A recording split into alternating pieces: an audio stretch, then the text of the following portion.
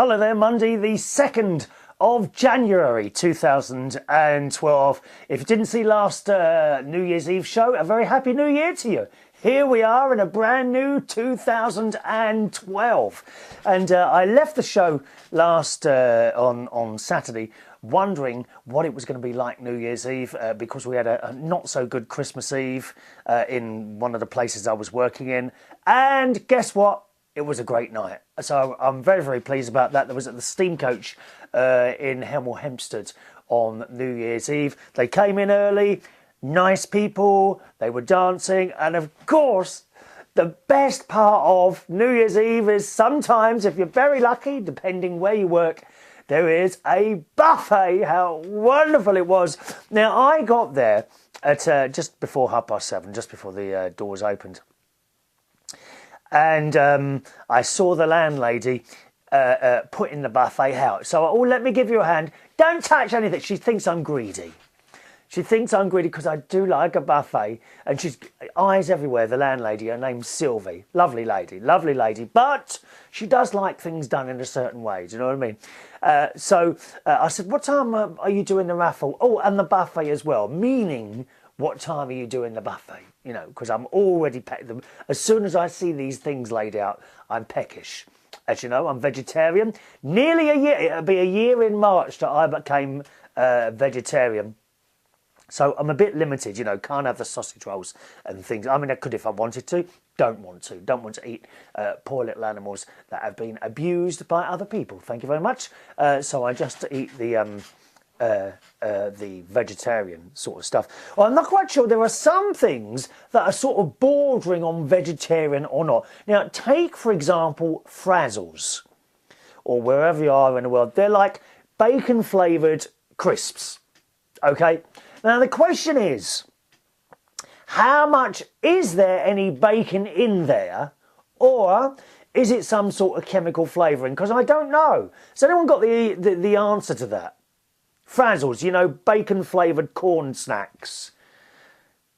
Do they actually contain any bacon, or is it just sort of chemical flavouring? Because I'm sure a lot of this food that we buy now is just chemical flavouring, is it?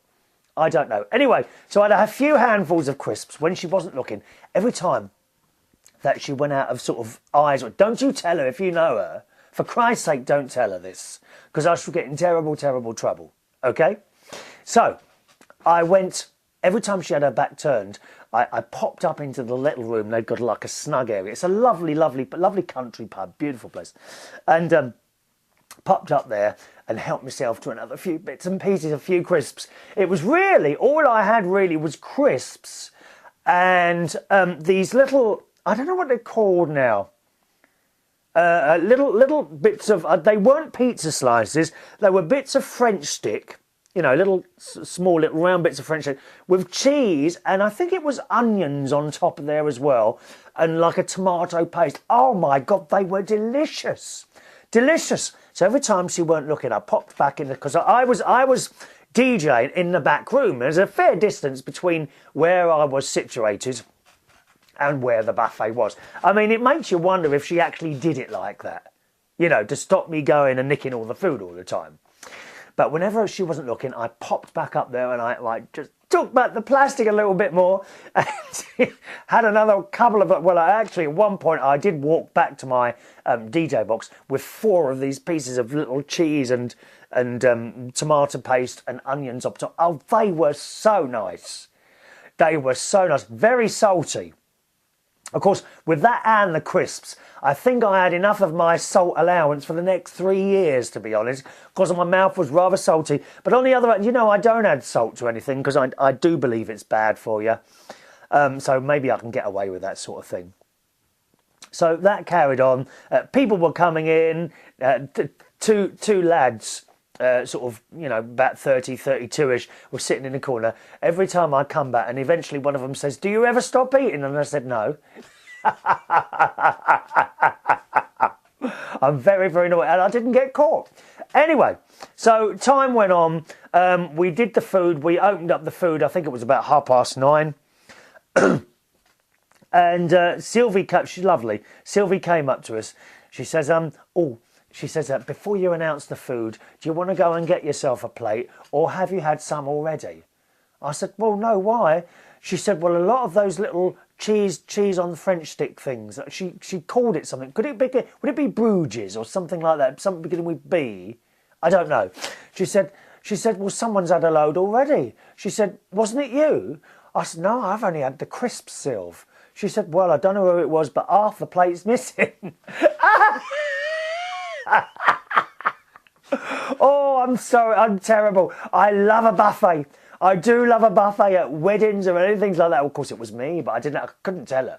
She would go mad because she thinks I'm greedy. All I do is have a few bits of bread, you know, that's all. Oh, for God's sake, it's not going to break the bank, is it? A few bits of bread. So that's it. So then,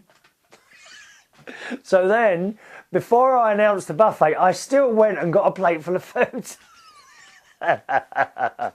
Oh, I'm terrible. But then I made sure, in case I was told, you know, by other people, in case they told you, I then went to various people who had seen me doing this and said, do you want to go and get the buffet quickly before I announce it? Oh, thanks a lot, Chris. So they went out.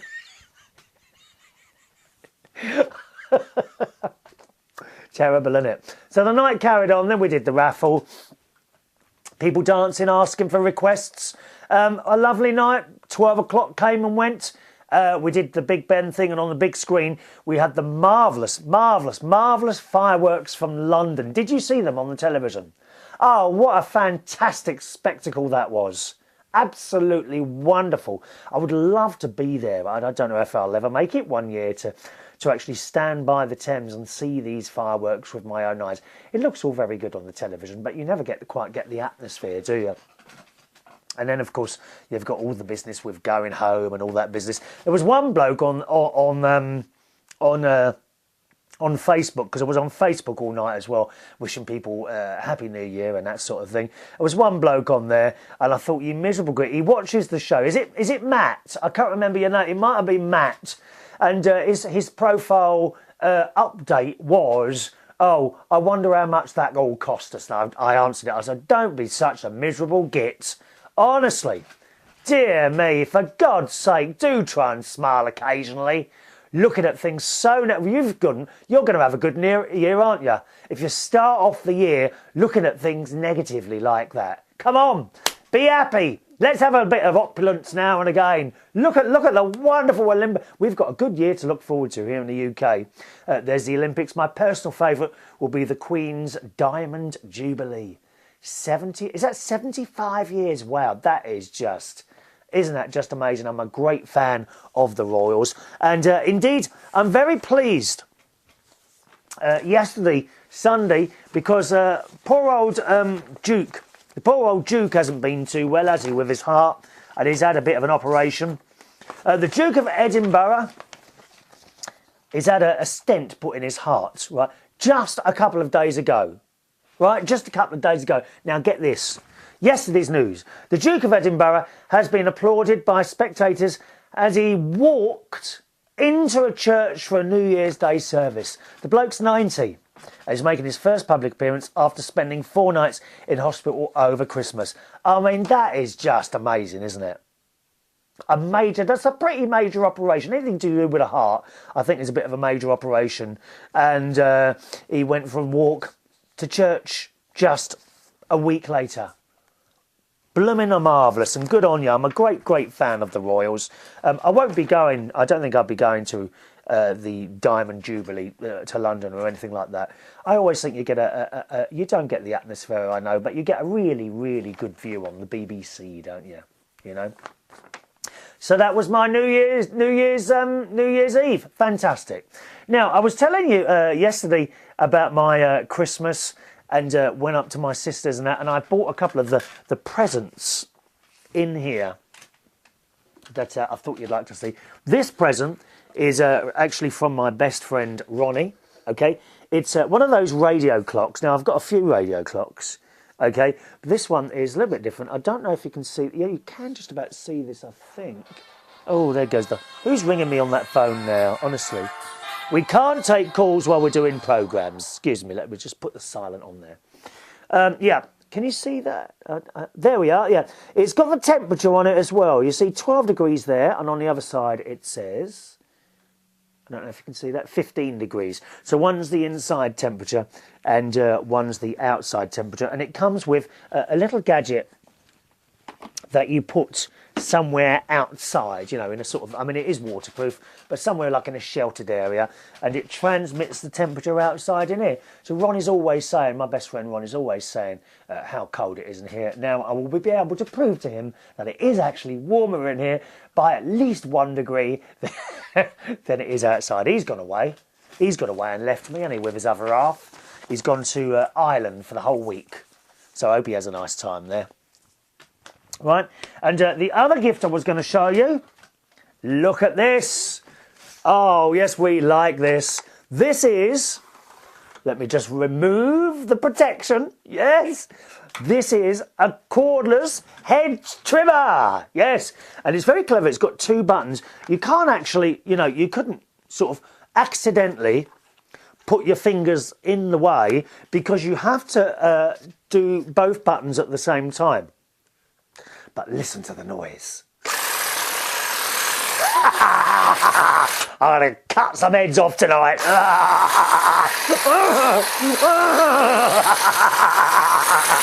Sorry, I'm getting quite excited and overexcited. I will be auditioning possibly for the next episode of Halloween, or Friday the 13th, something like that, or Saw 10. I could be the new Saw 10 with my new hedge trimmer, cutting people's limbs off as I go along. Sorry, I'm quite losing the plot. I'm really losing the plot.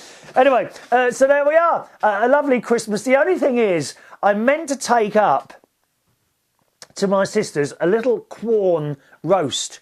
So it's, you know, it's a non-meat thing that I could have had for dinner. Guess what? I forgot it. So I ended up Christmas Day. I had a lovely plate of vegetables and roast potatoes, which, and I really shouldn't tell you this, come closer.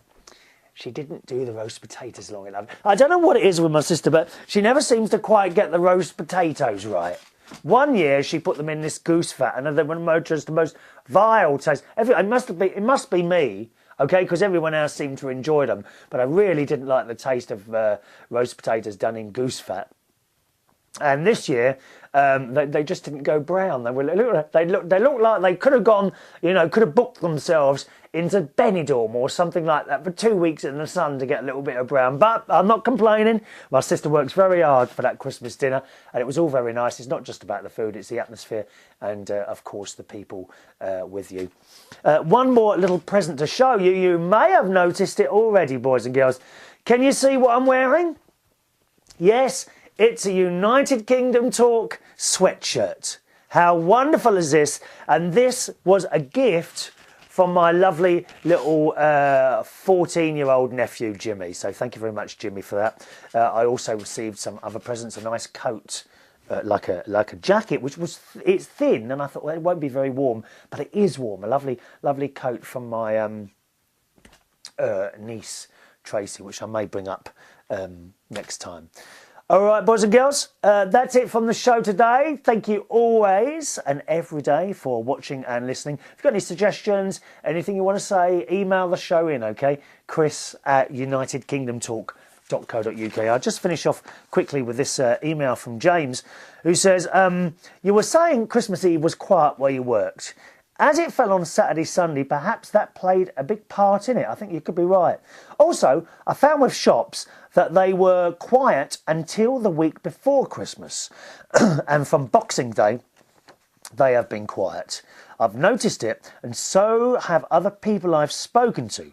So perhaps it's a money thing as well as being on a funny day too. As your New Year's music mix, it works with AOL browser. That's gone now. And I still have access to it even though I'm not with them anymore. As for people opening Christmas presents early, I think it's a bad omen. I think it's a bad omen as well, James. Did any of you, naughty people, open your Christmas presents early? That could be bad luck. And remember, no taking your decorations down until the 12th day after Christmas, which is the 6th of January. That's why we're still in the Christmas studio. Anyway, time to go, boys and girls. Once again, the email address, chris@unitedkingdomtalk.co.uk. It's a Monday night, so if you're in South London, I'll be hosting a karaoke night tonight at Belushi's in Borough High Street. Okay, Monday and Wednesday, karaoke nights, 10 p.m. to 2 a.m. at Belushi's in Borough High Street. I'm also on the lookout for a new Tuesday night. I'm not doing anything Tuesday nights at the moment, so I'm looking for a job Tuesday night, and I'm also looking for a job on Saturday night, DJing or karaoke or quiz host or bingo. Any of those, or a combination, weddings, birthdays, anniversaries, permanent or otherwise. I'm looking for a couple of jobs there, so if you know of anywhere, have car, will travel, I don't mind travelling a little bit. I'll go up to Birmingham or as far as that, then let us know. Chris@unitedkingdomtalk.co.uk. See you on the next show. Thanks for watching and listening. Bye-bye.